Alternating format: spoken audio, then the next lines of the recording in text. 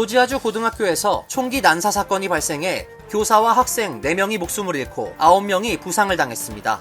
총격 용의자는 이 학교에 재학 중인 14세 소년입니다. 앞으로 미국 등 해외에서 거주하는 65세 이상의 복수 국적자는 한국에서 기초연금을 수령하기가 어려워질 것으로 보입니다. 보건복지부는 요건을 강화하겠다고 밝혔습니다. 연방국세청이 세금 체납 통지를 제기하고 미납세 징수를 강화하면서 세금 연체 및 재산 압류 통지서를 받는 납세자가 늘어나고 있습니다. 뉴욕 맨하튼 동쪽 이스트리버 아래를 통과하는 지하 터널에 구멍이 뚫리면서 터널을 통과하는 차량 위로 물이 쏟아지는 사고가 발생해 극심한 차량 정체를 겪었습니다. 내일 노스캐롤라이나 주를 시작으로 제47대 미국 대통령을 선출하는 사전투표가 시작됩니다. 이상은 오늘의 주요 뉴스입니다. 시청자 여러분 안녕하십니까? KBN 뉴스입니다. 조지아주의 고등학교에서 총기 난사 사건이 발생해 교사와 학생 4명이 목숨을 잃고 9명이 부상을 당했습니다. 경찰에 잡힌 총격 용의자는 이 학교에 재학 중인 14세 소년인데요. 1년 전에도 온라인에 총격을 암시하는 글을 올려 경찰 조사를 받은 것으로 나타났습니다. 연방수사국은 범행 동기와 총기 반입 과정 등을 수사하고 있습니다. 어제 오전 조지아주 애틀란타에서 약 40마일 떨어진 조지아 윈더의 에팔레치 고등학교에서 총격 사건이 발생했습니다. 14세 학생 2명과 교사 2명 등 총 4명이 사망하고 9명은 부상을 입었습니다. 부상자들은 생존할 것으로 기대되며 현재로선 더 이상 사망자는 없을 것으로 예상된다고 보안 당국 관계자는 밝혔습니다. 현지 경찰과 소방, 구조당국은 어제 오전 10시 30분께 총기 사건이 발생했다는 신고를 받고 현장에 출동했습니다. 학교에는 약 1,900명의 재학생이 있는 것으로 알려졌는데 약 1시간 동안 대피가 진행됐습니다. 총격범은 이 학교 학생인 14세 콜트 그레이로 어젯밤 구치소에 수감됐습니다. 현재로선 단독 범행으로 파악되며 공범이 있거나 다른 학교도 표적이 됐는지 등 증거는 현재까지 발견되지 않았습니다. 용의자는 지난해 온라인상에 미상의 장소와 시간에 학교 총격을 가하겠다는 협박글을 올려 경찰의 조사를 받은 이력이 있는 것으로 알려졌습니다. 조지아 수사국과 연방 수사국 등은 범행 동기와 총기 반입 과정, 공범 가능성 등을 조사 중입니다. 조 바이든 대통령과 민주당의 카멀라 해리스 부통령도 관련 사안을 보고받고 애도를 표했습니다. 민주당 대선 후보인 해리스 부통령은 뉴햄프셔 유세 중 무의미한 비극이라며 애도를 표했습니다. 도널드 트럼프 공화당 대선 후보도 자신의 SNS에 우리 마음은 비극적 사건의 피해자와 사랑하는 이들과 함께한다며 소중한 아이들은 병들고 미친 괴물에 의해 너무 일찍 우리에게서 빼앗겼다고 언급했습니다. 앞으로 미국 등 해외에 거주하는 65세 이상의 복수 국적자는 한국에 들어가 거주 시 기초연금을 수령하기가 어려워질 것으로 보입니다. 한국보건복지부는 연금개혁 추진 계획안에서 기초연금 지급 요건을 강화하는 방향으로 개편하기로 했다고 발표했습니다. 김태희 기자가 전해드립니다. 앞으로 외국에서 거주하는 65세 이상 복수 국적자가 한국에서 기초연금을 받으려면 19세 이후 한국에서 5년 이상 살았는지를 확인하는 거주 요건이 추가됩니다. 또 복수 국적자가 미국 등 외국 현지 부동산이나 연금 등 해외 재산과 소득을 파악하기 어려운 점을 감안해 해외 소득 재산을 반드시 신고하도록 의무화하기로 했습니다. 현재는 복수 국적자라도 65세 이상이고 하위 소득 70% 이하면 기초연금을 수령할 수 있지만 앞으로는 한국에 거주한 지 5년이 넘어야 하고 수혜 자격 확인을 위해 해외 소득 및 재산까지 구체적으로 살피겠다는 것입니다. 이 같은 개편은 65세 이상부터 허용되는 복수국적 취득자가 해외에 장기 거주해 한국 세수 등에 기여한 것이 거의 없을 개연성이 높음에도 한국 내국인과 똑같이 기초연금을 받고 있다는 형평성 논란을 의식한 결과로 풀이됩니다. 보건복지부에 따르면 지난해 복수국적자에게 지급한 기초연금액은 212억 원으로 9년 전인 2014년 22억 8천만 원에 비해 9배 급증했습니다. 기초연금을 받는 복수 국적자도 2014년 1,047명에서 지난해 5,699명으로 5배 늘었습니다. KBN 뉴스 김태희입니다. 연방국세청이 세금 체납 통지를 제기하고 미납세 징수를 강화하면서 세금 연체 및 재산압류 통지서를 받는 납세자가 늘어나고 있습니다. 문제는 IRS의 실수로 인한 통지도 많아서 납세자들의 주의가 요구됩니다.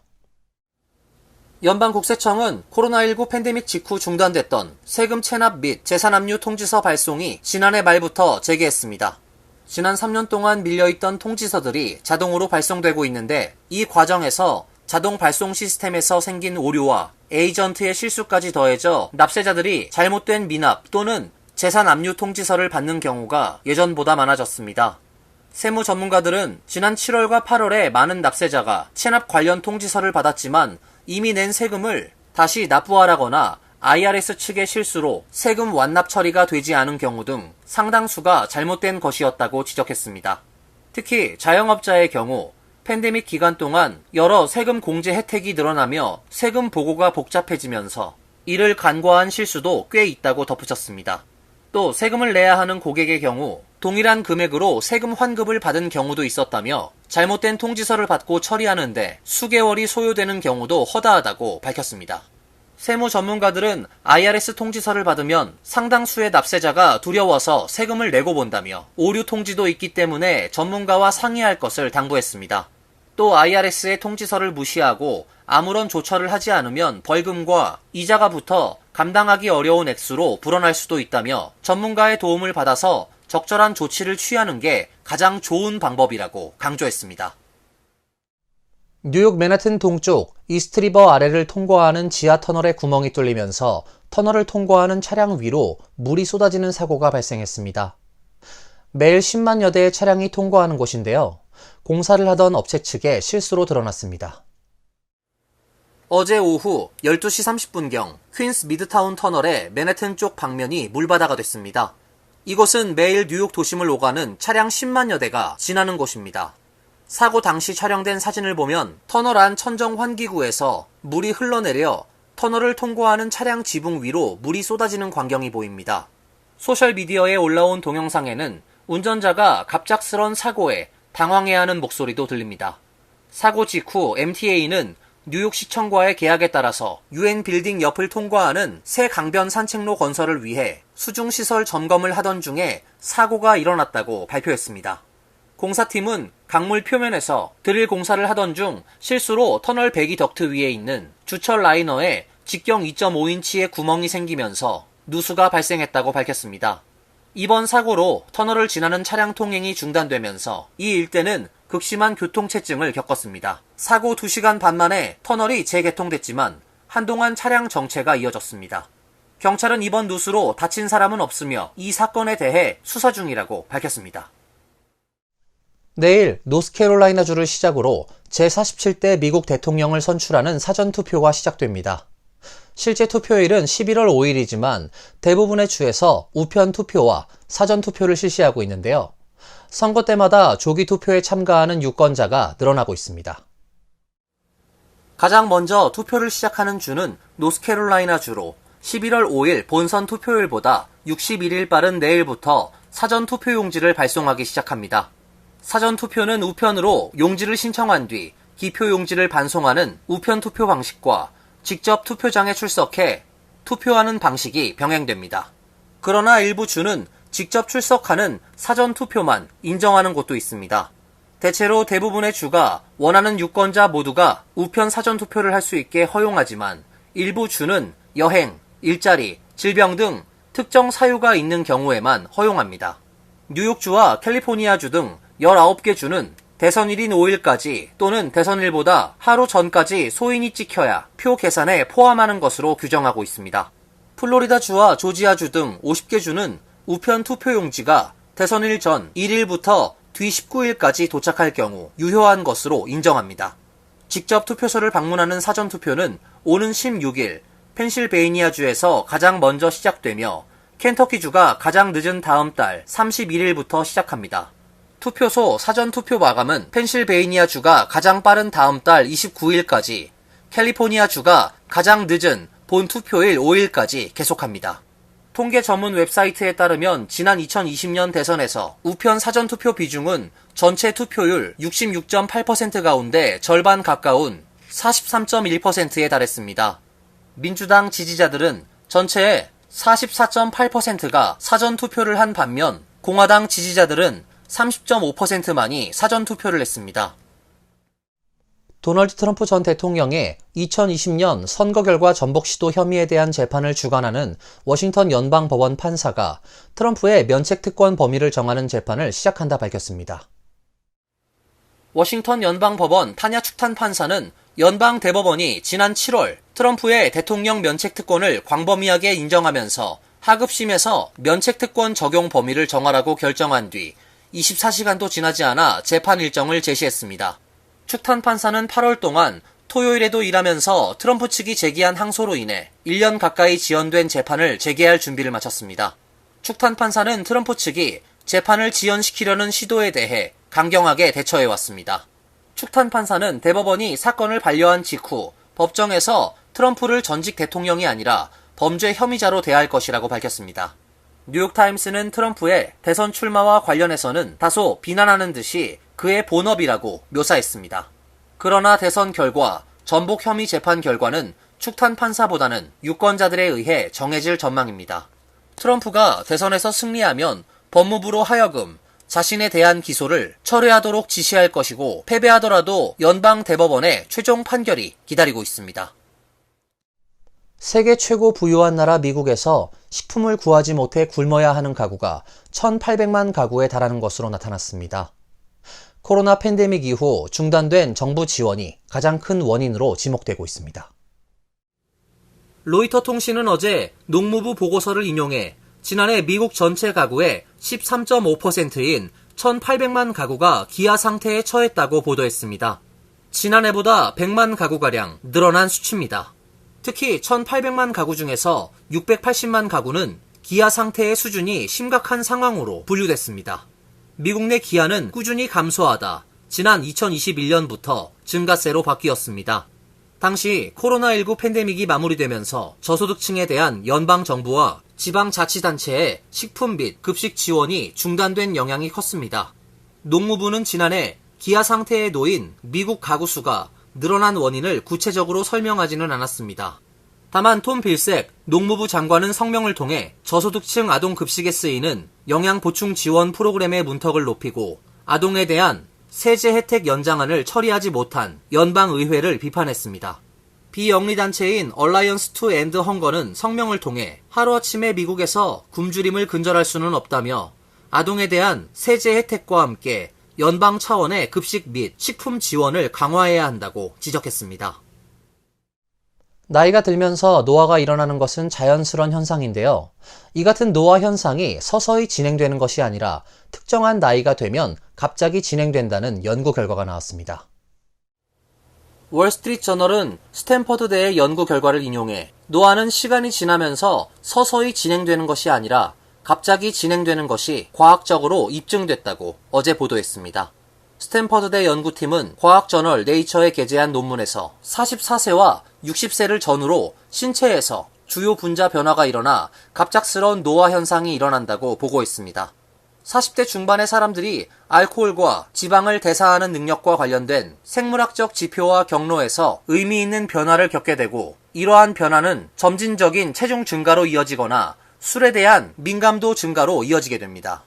60대에 접어든 사람들의 경우 탄수화물 대사, 신장 기능 및 면역 조절과 관련된 분자에서 상당한 변화를 보였습니다. 이는 나이가 들면 인플루엔자 및 바이러스에 왜 취약해지는지를 설명할 수 있습니다. 이번 연구의 책임자 스탠퍼드대 유전학 교수 마이클 스나이더는 사람들은 사람이 점진적으로 늙어간다고 생각하지만 대부분 노화는 선형적이지 않다는 것이 증명됐다고 의미를 부여했습니다.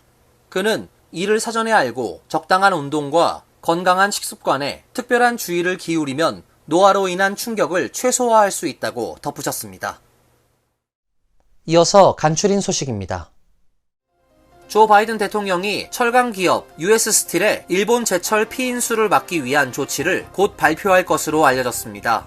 워싱턴 포스트는 소식통을 인용해 바이든 대통령이 관련 조치를 며칠 이내에 발표하리라고 보도했습니다. 국가안보를 이유로 매각을 저지하겠다는 것입니다. 정치권의 반대 입장과는 무관하게 US 스틸 매각 절차는 외국인 투자심의위원회가 평가 중에 있습니다. 위원회는 최근 US 스틸 매각 거래가 국가안보적 우려를 야기한다는 뜻을 전달한 것으로 알려졌습니다. US 스틸은 1901년 설립된 미국 철강 산업 내 상징적 기업입니다. 그러나 일본 제철이 지난해부터 141억 달러의 인수를 추진해왔습니다. 철강 노조 및 러스트벨트 노동계, 정치권에서는 매각을 반대하고 있습니다. 엘라베마, 아칸소, 플로리다, 조지아, 미주리, 노스다코타, 오하이오주 검찰총장은 지난 3일 조 바이든 대통령과 교육부 등을 상대로 불법적으로 학자금 대출을 탕감하려는 시도가 있었다며 소송을 제기했습니다. 이들 7개 주는 교육부가 이번 주 중 수천억 달러 규모 학자금 대출을 취소하라고 지시한 것을 보여주는 문서를 입수했다며 교육부는 권한이 없는데도 탕감을 추진하려고 했다고 밝혔습니다. 바이든 행정부의 학자금 대출 탕감 시도는 이번이 3번째입니다. 교육부는 지난달 초 대출자들에게 새로운 학자금 대출 탕감 가능성에 대한 이메일을 보내고 혹시 면제를 받고 싶지 않다면 지난달 30일까지 거절 의사를 밝히라고 공지한 바 있습니다. 뉴욕시경이 발표한 주요 범죄 월간 통계에 따르면 지난달 범죄 건수는 1만 869건으로 지난해에 비해 6.4% 줄어든 것으로 나타났습니다. 8개월 연속 감소 추세를 이어갔습니다. 관심을 모았던 전철 범죄 건수는 지난해 1,479건 대비 5.5% 감소한 1,398건을 기록했습니다. 이 밖에 살인은 15건으로 지난해 동기 대비 53.1% 줄었으며 올해 총 누적 건수는 242건으로 12.9% 감소한 수치를 기록했습니다. 차량 절도도 1260건으로 7% 감소했습니다. 반면 아시안 대상 증오범죄 보고 건수는 4건으로 지난해 2건보다 증가했습니다. NYPD는 특히 지난달 범죄 발생 기록은 지난 30년간의 최저치라고 강조했으며 올해는 2009년과 2019년에 이어 안전한 해로는 세 손가락 안에 꼽힌다는 설명입니다. 뉴욕시의 전기 스쿠터 공유 프로그램에 대한 반대 목소리가 커지고 있습니다. 한인 밀집 지역인 플러싱과 머레이힐 등을 포함하는 20선거구의 샌드라 황 시의원은 전기 스쿠터 공유 프로그램이 플러싱 주민들의 삶의 질에 부정적인 영향을 미치고 있다며 불만을 표했습니다. 사업주들도 전기 스쿠터가 사업에 방해가 된다며 불편을 호소했습니다. 인도 여기저기에 주차된 전기 스쿠터가 통행에 불편을 주고 있으며 차도까지 막아선 스쿠터도 있어 차량 통행에도 지장을 준다는 지적입니다. 뉴욕시 교통국은 지난 6월부터 퀸즈 지역에서 최대 6,000대의 전기 스쿠터를 추가하는 공유 프로그램을 운영하고 있습니다. 환율과 증권 소식입니다.